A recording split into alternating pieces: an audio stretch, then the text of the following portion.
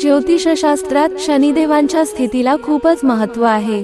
सर्वात धीम्या गतीने मार्गक्रमण करणारा ग्रह असून ज्या राशीत स्थित असतो त्या राशीच्या पुढच्या मागच्या राशीला 7.5चा त्रास सहन करावा लागतो। शनिदेवांना एका राशीतून दुसऱ्या राशीत प्रवेश करण्यासाठी 2.5 वर्षांचा कालावधी लागतो।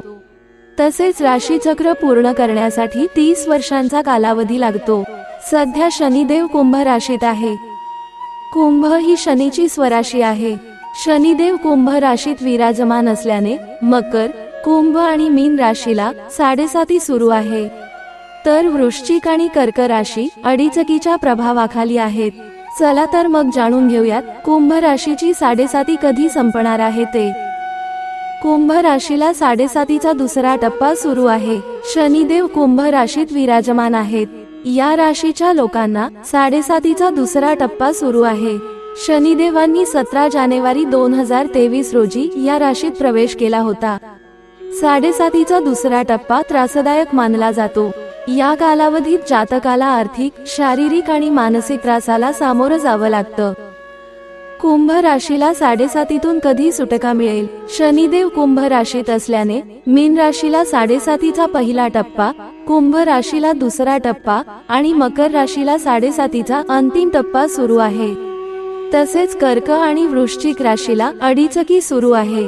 कुंभ राशीला 7.5चा पहिला टप्पा 24 जानेवारी 2020 मध्ये सुरू झाला आणि शेवटचा टप्पा 3 जून 2027 रोजी पूर्ण होईल। पण 7.5तून पूर्ण सुटका 23 फेब्रुवारी 2028 रोजी शनी मार्गस्थ झाल्यावर मिळेल। आता पाहूया शनी 7.5त प्रभावी उपाय। शनी ग्रहाला प्रसन्न करण्यासाठी शनिवारी एखाद्या शनी मंदिरात जाऊन शनी देवाचे दर्शन करावं। पिंपळाच्या झाडाजवळ मोहरीच्या तेलाचा दिवा लावावा। असं केल्यास शनी देवाचा आशीर्वाद मिळतो असं मानलं जातं। शनी महादशा, 7.5 आणि अडीचकी काळात निळ्या रंगाचा रुमाल कायम जवळ ठेवावा। निळ्या रंगाचं फूल शनिदेवांना प्रिय आहे। यासाठी शनिवारी निळ्या रंगाचं फूल शनिदेवांना अर्पण करावं।